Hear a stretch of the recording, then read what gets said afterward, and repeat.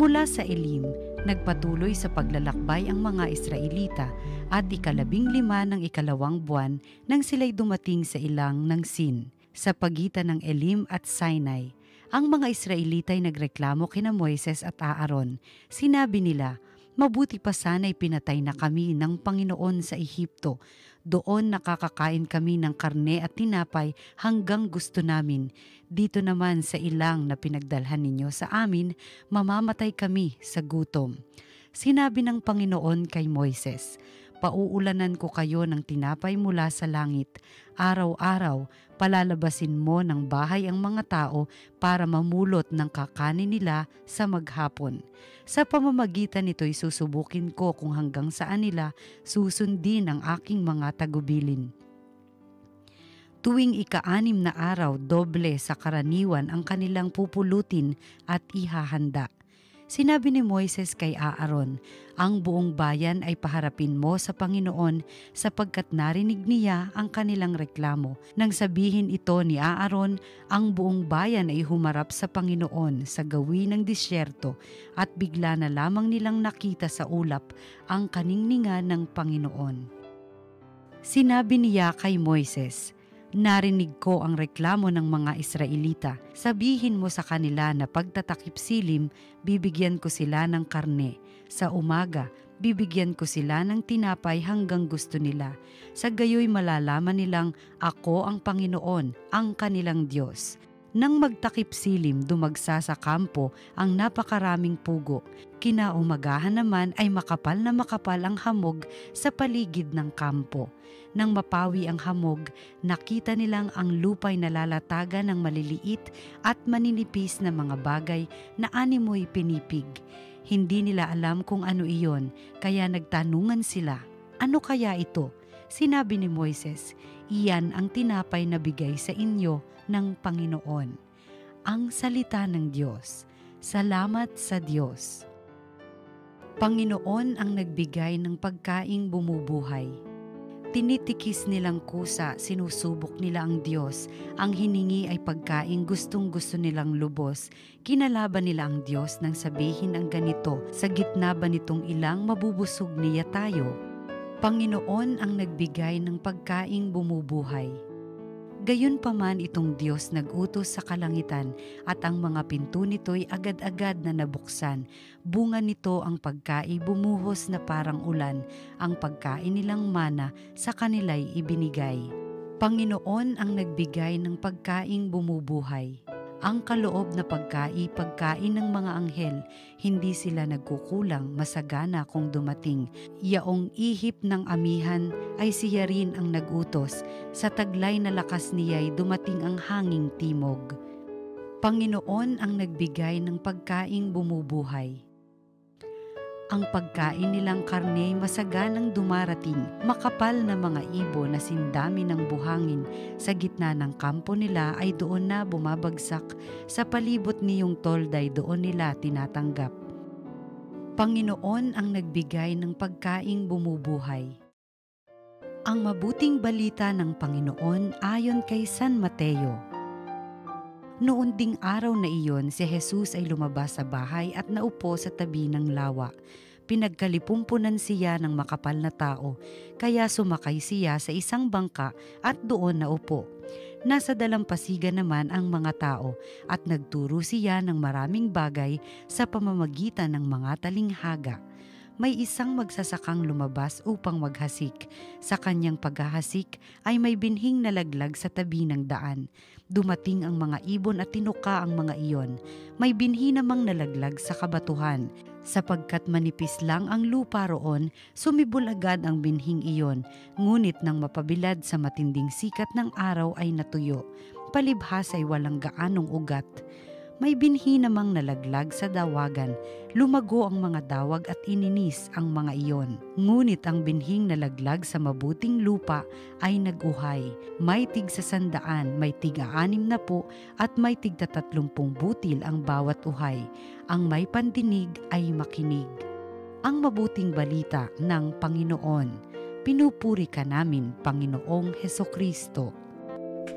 Magandang araw po sa inyong mga kapatid, higit po lalo sa inyong mga sumusubaybay dito po sa Salita ng Diyos, Salita ng Buhay, dito sa TV Maria. Mga kapatid, pakiwari ko po, pamilyar na po kayo sa ebanghelyo natin sa araw na ito, ang parable of the sower and the seed.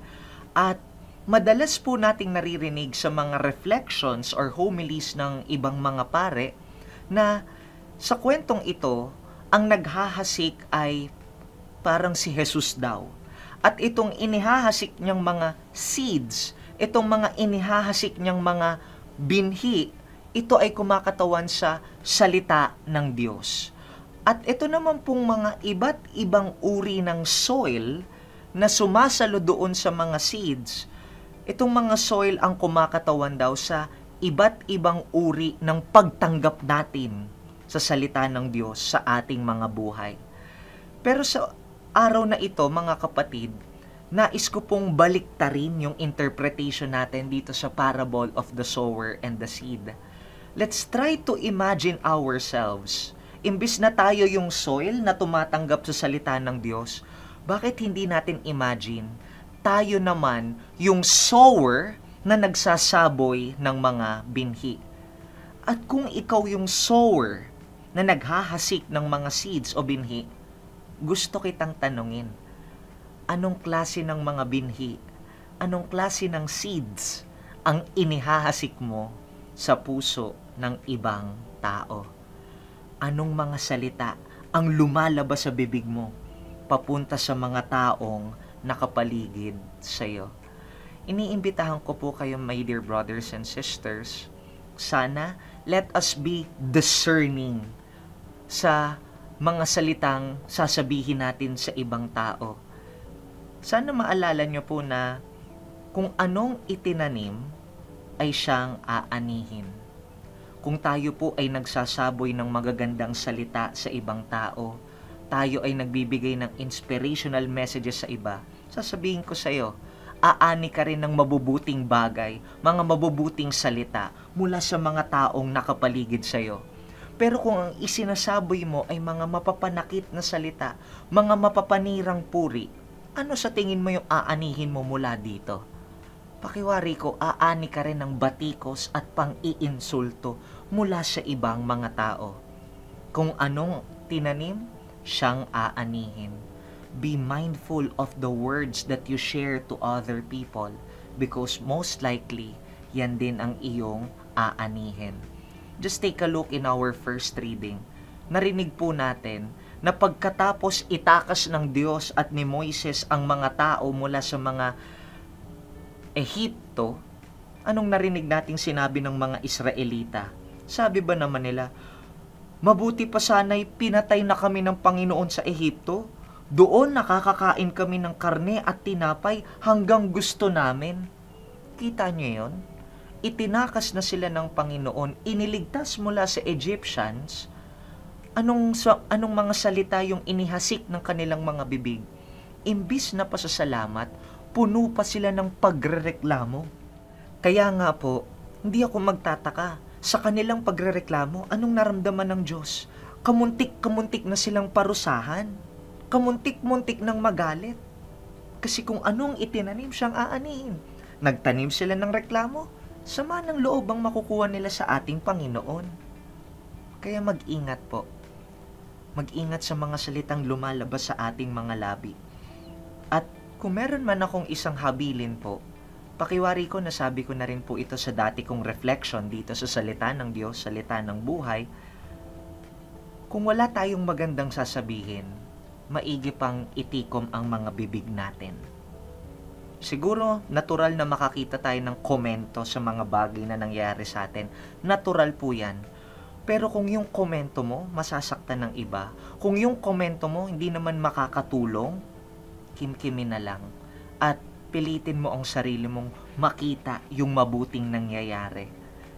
Kaya nga, sabi ko na lang po sa sarili ko, kung magbibigay man ako ng komento, let it always be in the form na yung magiging hopeful, yung matcha-challenge yung sasabihan ko na pagandahin pa kung ano yung mga di magandang nangyayari sa paligid. Kaya mga kapatid, be mindful of the words that you utter. Sana po malaman ninyo kung anong itinanim siyang aanihin. Kung mabubuting salita ang lumalabas sa ating bibig, aani rin kayo ng mabubuting papuri mula sa ibang tao. At kung masasamang salita naman ang inihahasik natin, huwag kang matakot kung aani ka rin ng pambabatikos mula sa iba. Kung anong itinanim, siyang aanihin. Amen.